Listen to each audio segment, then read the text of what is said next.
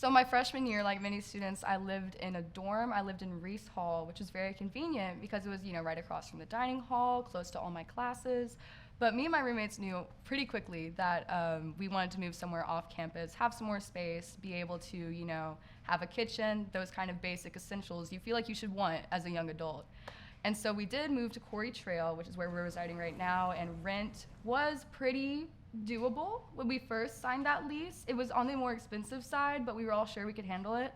But within 2 months of living there, we were told that rent was going to be raised by $150, and we had to re-sign our lease before we even experienced living there for one semester. So it was very suspicious, very shocking to all of us because it kind of threw off our plans.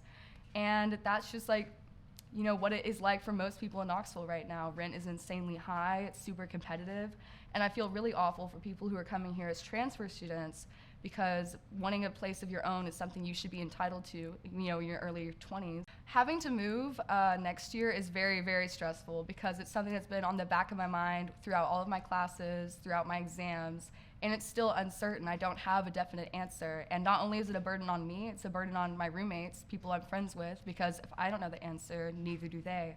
So it's a very stressful situation to be in, and it's not comforting to think that next year you could be living back at home 30 minutes away from campus, or you could be living in an apartment with rent you can't afford. Either way, it's going to be difficult and place an undue burden on somebody.